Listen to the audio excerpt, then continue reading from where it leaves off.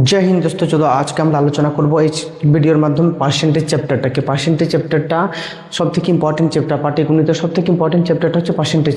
তার অন্যতম কারণটা হচ্ছে পাটিগণিতের অন্যান্য যে চ্যাপ্টারগুলো আছে, simple interest, compound interest, profit and loss, এই সমস্ত কোশ্চেনগুলিকে এই পার্সেন্টেজ মেথডের মাধ্যমে সলভ করা হয়। এই জন্য পার্সেন্টেজ চ্যাপ্টারটা বোঝা খুব জরুরি। কোনো স্টুডেন্টের যদি পাটিগণিতে হাত ক্লিয়ার রাখতে হয় তাহলে তার পার্সেন্টেজ চ্যাপ্টারটাকে খুব ভালোভাবে বুঝতে হবে। তাহলে আমরা যদি ভালোভাবে বোঝার শুরু করি, ভালোভাবে বোঝার চেষ্টা করি, তাহলে পার্সেন্টেজটা কি, প্রথমে তার মিনিং আমাকে বুঝতে হবে। একটা হচ্ছে পার আসেন্ট।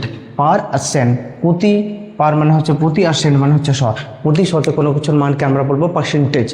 প্রতি শতে কোনো কিছুর মানকে আমরা বলবো পার্সেন্টেজ। অর্থাৎ সাপোজ আমরা বললাম একটা কিছু এক্সাম্পলের সাহায্যে যদি বুঝি, বললাম আর নামে একজন ব্যক্তি তার 100টা আপেলের মধ্যে, আর নামে একজন ব্যক্তি 100টা আপেলের মধ্যে 40টা আপেল বিক্রি করে দিল। তাহলে তার শতকরা কত আপেল বিক্রি করেছে? আমি বললাম তার কাছে যে টোটাল ছিল সেটা তার 100%, অর্থাৎ এই যে 100টা আপেল হচ্ছে তার 100%-এর মান। আমি বার করব কত, 40 এর মান। তা 100 দিয়ে 100কে কাটবো, তাহলে কত থাকে হচ্ছে 40, অর্থাৎ হচ্ছে সে তার কত পার্সেন্ট আপেল বিক্রি করেছে? 40%। আমরা অন্য একটা এক্সাম্পলের মাধ্যমে দেখি। এখানে একটা কোশ্চেন লিখে দিয়েছি, লিখছে কি বলছে, Ram had 480 apples. He has sold 20% apples. How many apples he sold? Ram এর কাছে 480টি আপেল ছিল এবং তিনি তার মধ্যে 20% আপেল বিক্রি করে দিয়েছে। এবং তাহলে সেই কত পার্সেন্ট আপেল বিক্রি করছে?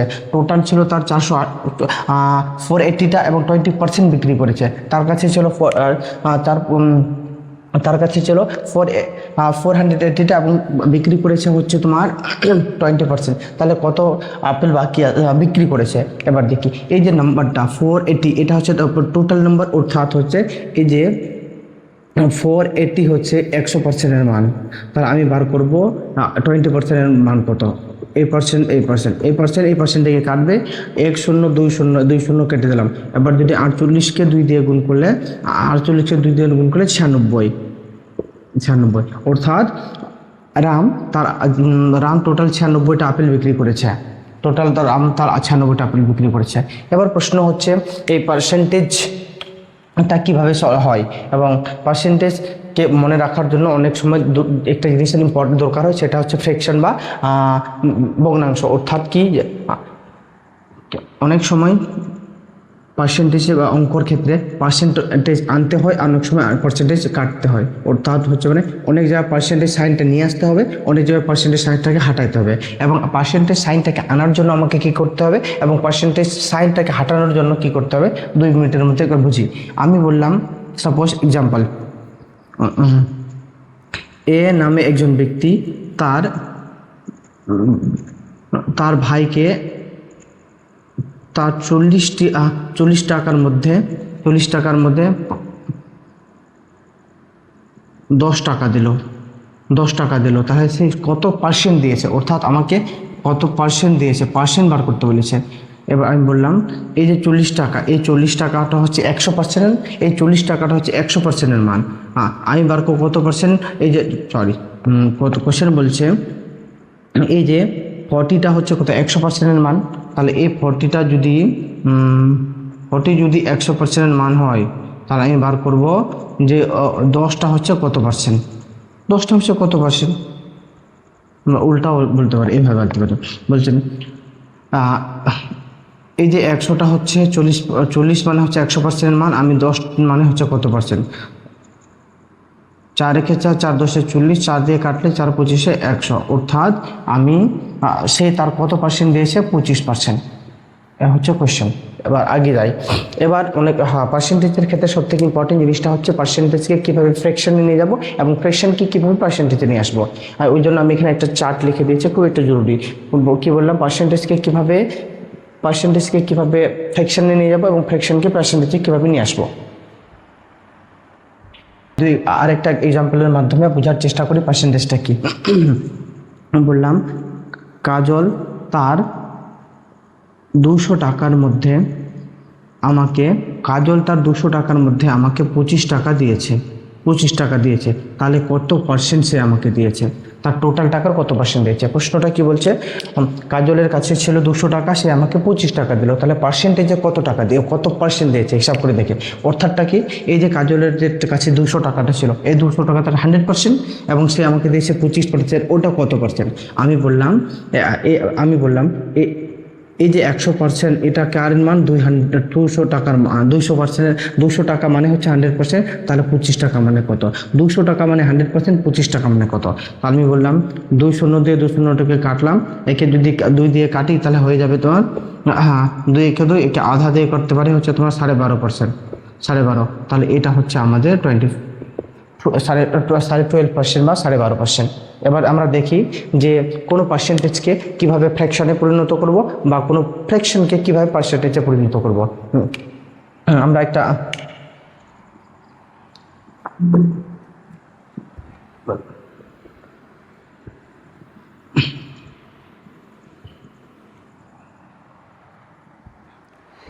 এবার আমরা দেখব কোনো পার্সেন্টেজকে কিভাবে ফ্র্যাকশনে এবং কোনো ফ্র্যাকশনকে কিভাবে পার্সেন্টেজে পরিণত করব। এবং দেখুন প্রশ্ন হচ্ছে কোনো ফ্র্যাকশনকে কিভাবে পার্সেন্টেজে পরিণত করব আর কোনো পার্সেন্টেজকে কিভাবে ফ্র্যাকশনে পরিণত করব। ফ্র্যাকশন বলতে আমি ধরলাম 1/2, এটা হচ্ছে ফ্র্যাকশনটা কি, এটাকে ভগ্নাংশ, উপরেরটাকে লব, নিচেরটাকে হর বলে। লব আর হরে ভাগা ওইগুলোকে আমরা ভগ্নাংশ বা ফ্র্যাকশন বলি। এবং এই ভগ্নাংশকে বা ফ্র্যাকশনকে কিভাবে আমরা পার্সেন্টেজে পরিণত করব, আমি বলেছি এই প্রথমে বলে দিয়েছি পার্সেন্টেজে এই যে সাইনটা, এই যে পার্সেন্ট সাইনটা আনার জন্য কোনো নম্বরকে কোনো পার্সেন্টেজে কোনো শব্দতে বা কোনো নাম্বারে পার্সেন্টেজ আনার জন্য ওই নম্বরকে 100 দিয়ে গুণ করতে হয়। এবং কোনো পার্সেন্টেজ কোনো নম্বর থেকে পার্সেন্টেজ হাঁটানোর জন্য বা পার্সেন্টেজ সাইনটা রিমুভ করার জন্য আমাকে 100 দিয়ে ভাগ করতে হয়। এবার দেখো কি উত্তর করতেছে। এবার বলছে এই যে 1/2, এই 1/2কে যদি পার্সেন্টেজে পরিণত করি তাহলে কী করতে হবে, 100% না 1% আনার জন্য 100 দিয়ে গুণ করতে হয়। তাহলে 2 একে 2 5 2 10 বা 10, তাহলে এটা হয়ে গেছে তোমার 50%। কোথায় 1/2 মানে হচ্ছে 50%। আবার আরেকটা এক্সাম্পল দেখি, আমি বললাম 1/4, মনে করো 4, 1/4, এখানে পার্সেন্ট নাই, পার্সেন্ট আনবো, তাহলে আমি বললাম 100 দিয়ে গুণ করবো, 4 একে 4, 4 25 100, তাহলে হচ্ছে 25%। অর্থাৎ আমি কী দেখলাম, যখন কোনো জায়গাতে যখন কোনো ফ্র্যাকশনকে 100 দিয়ে গুণ করলে, কোনো পার্সেন্টকে 100 দিয়ে গুণ করে কাটাকুটি করে আমরা কী বার করতে পারি, পার্সেন্টেজ। এবার হচ্ছে কোনো পার্সেন্টকে কীভাবে বা কোনো পার্সেন্টেজকে কীভাবে ফ্র্যাকশনে নিয়ে যাব, কোনো পার্সেন্টকে কোনো ফ্র্যাকশনে কীভাবে নিয়ে যাব। আমি বললাম 25%। এবার এটাতে অলরেডি পার্সেন্ট আছে, এই পার্সেন্টটাকে হাঁটানোর জন্য অলরেডি এটাতে পার্সেন্ট দেওয়া আছে, এই পার্সেন্টেজটাকে রিমুভ করার জন্য আমি কি বলেছিলাম, যে কোনো নম্বরে এই যে পার্সেন্ট সাইনটা আনতে গেলে 100 দিয়ে গুণ করতে হয়, আর সরাইতে গেলে 100 দিয়ে ভাগ করতে হয়। তাহলে আমি এখানে অলরেডি পার্সেন্টেজটা আছে, এই পার্সেন্টেজটাকে হাঁটানোর জন্য নিচে হলো 100। এবার যদি আমরা কাটাকাটি করি তাহলে 25 একে 25, 4 25 100, তাহলে 1/4, অর্থাৎ হচ্ছে 25% মানে হচ্ছে 1/4।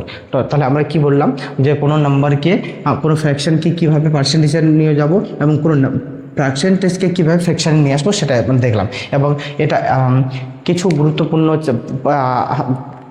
মান আছে, যেটা 1/1 থেকে 1/20 পর্যন্ত খুব জরুরি, যেটা এক্সামে বিভিন্ন পরীক্ষায় আসে থাকে। তো আমি একটা চার্ট বানিয়ে দিয়ে রেখেছি, ওটাকে একবার আমরা দেখে নিই।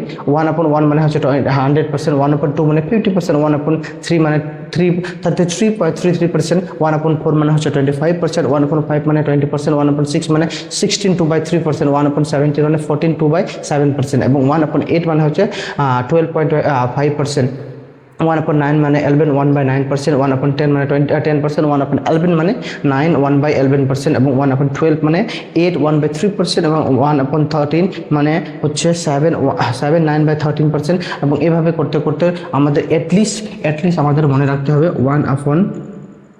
1/2 থেকে 1/20 পর্যন্ত, 1/2 থেকে 1/20 পর্যন্ত।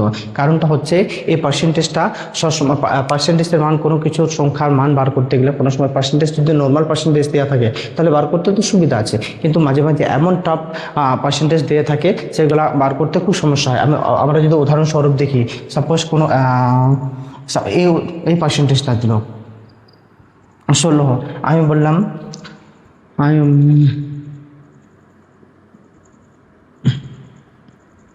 18,900 টাকার 18,900 টাকার 16 2/3% কত।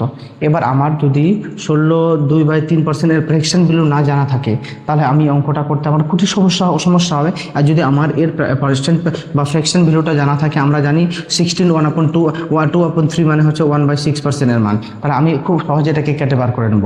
অর্থাৎটা হচ্ছে এটা এর বার করতে বলছে 18 ইন্টু এটাও, তাহলে 6 দিয়ে কাটলে আমরা 6 দিয়ে খুব সহজে কেটে যাবে। বলতে 3 6 18, 3 6 18, 6 1 6 আর নিচে 3 আসলে 6 5 30, এ হলো কত 3,150। তাহলে হচ্ছে তোর 18,900 টাকা, 18,900 টাকার 16 2/3% হচ্ছে 16 2/3% হচ্ছে 3150 টাকা, 3150।